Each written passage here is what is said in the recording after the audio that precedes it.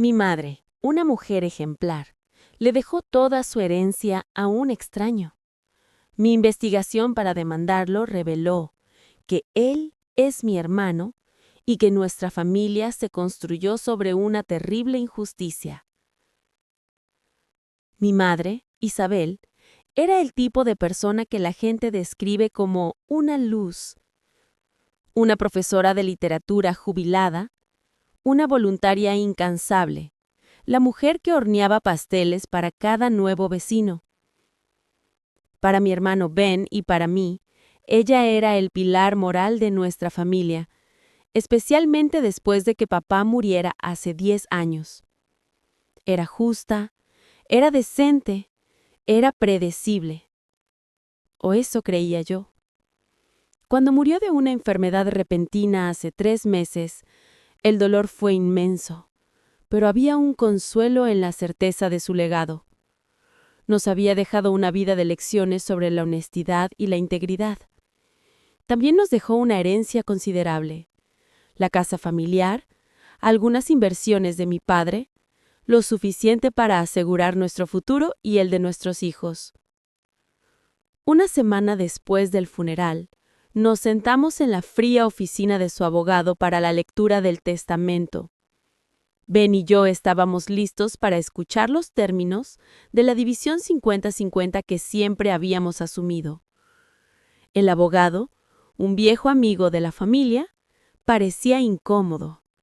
Se aclaró la garganta y empezó a leer.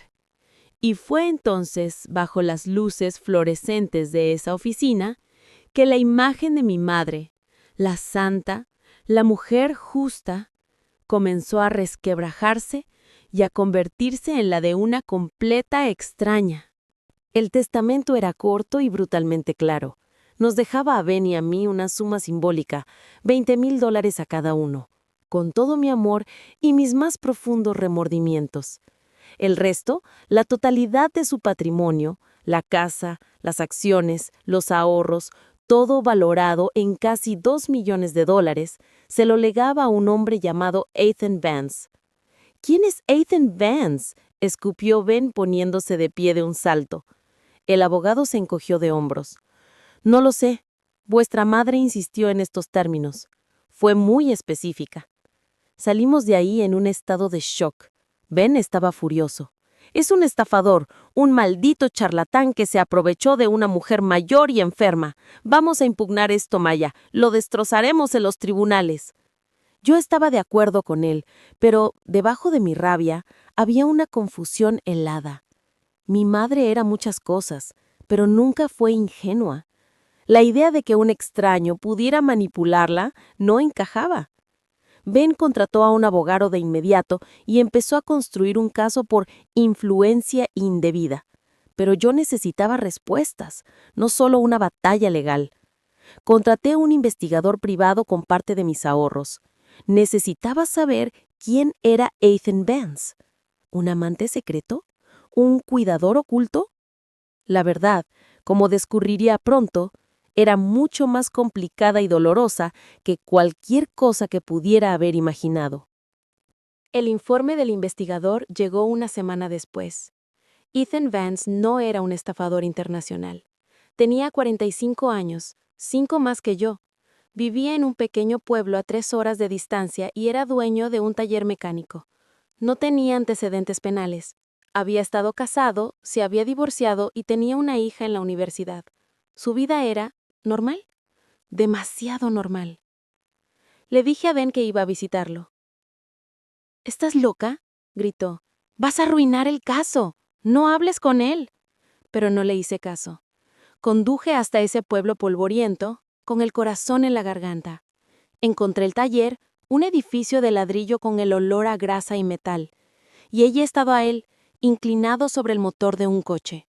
Cuando se enderezó y se limpió las manos con un trapo, sentí como si me hubieran dado un puñetazo en el estómago. Tenía los ojos de mi madre, la misma forma, el mismo color azul profundo. Le dije quién era. No se sorprendió. «Sabía que tarde o temprano apareceríais», dijo con una voz tranquila y cansada. No había alegría ni triunfo en su tono. Me invitó a sentarse en su pequeña y desordenada oficina. Me contó que mi madre, Isabel, había sido parte de su vida desde que era un niño. No físicamente. Ella le enviaba cartas y dinero cada mes. Pagó su educación, le ayudó a montar el taller y ahora estaba pagando la matrícula universitaria de su hija. Nunca la conocí en persona, dijo Ethan, mirando una foto descolorida de su propia madre. Ella siempre me dijo que Isabel era un ángel guardián, una vieja amiga de la familia que se sentía responsable de nosotros después de que mi padre muriera joven. La historia era conmovedora, pero no explicaba por qué le había dejado todo. Cuando se lo pregunté, él se encogió de hombros. No tengo ni idea. Estoy tan confundido como tú. La conversación con Ethan me dejó más confundida que nunca. No era un villano. Parecía un hombre decente atrapado en una situación extraña. Pero su historia sobre el ángel guardián no tenía sentido. Decidí que la respuesta tenía que estar en el pasado de mis padres. Pasé días revisando la casa de arriba abajo.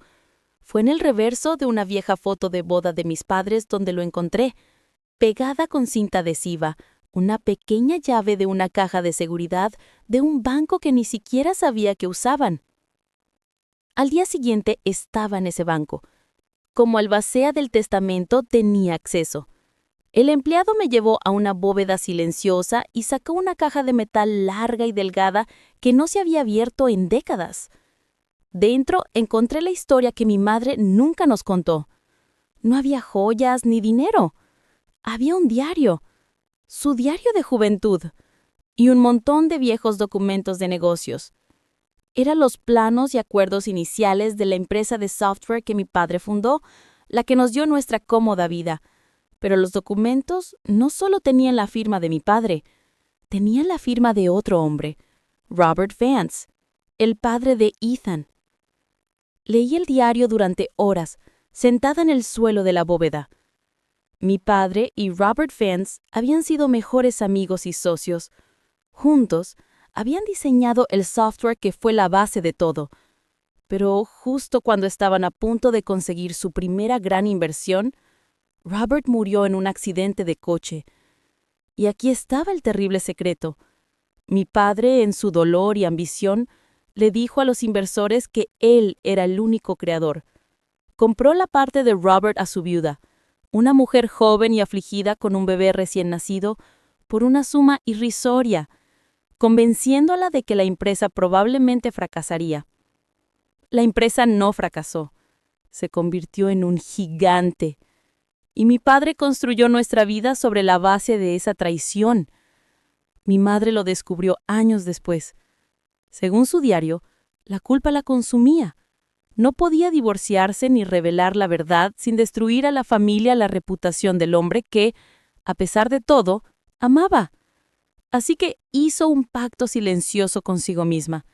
Pasaría el resto de su vida tratando de equilibrar la balanza en secreto. El testamento no fue un acto de traición hacia nosotros, fue su último y desesperado intento de justicia.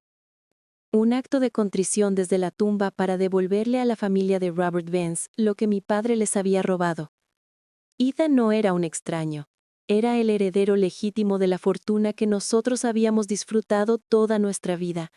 Él era, en un sentido moral, nuestro hermano. Le presenté todo a Ben. Al principio se negó a creerlo. Se enfureció. No con nuestra madre, sino con nuestro padre. El héroe que siempre había idolatrado era un mentiroso. Su mundo se vino abajo, igual que el mío. La demanda contra Ethan se sentía ahora sucia y vergonzosa. Ahora estamos en un limbo. Hemos retirado la demanda, pero no sabemos qué hacer. La ley está de nuestro lado si quisiéramos luchar, pero la moralidad no. La herencia ya no se siente como un derecho, sino como una carga. Conocer a Ethan no es como encontrar a un hermano perdido, es conocer el rostro de la vida que podríamos haber tenido, el recordatorio de la mentira sobre la que se construyó nuestra felicidad. Mi madre nos dejó a Ben y a mí $20,000 y una pregunta imposible de responder. ¿Qué haces cuando descubres que la base de tu vida es una injusticia? ¿Intentas arreglarlo, sabiendo que nunca será suficiente? ¿O Simplemente aceptas la verdad y tratas de seguir adelante. La herencia de mi madre no era dinero. Era la responsabilidad de decidir qué tipo de personas queremos ser ahora que sabemos la verdad. Así que les pregunto a ustedes, ¿qué es una familia? ¿La gente con la que compartes sangre o la gente con la que compartes una deuda? ¿Qué harían en nuestro lugar?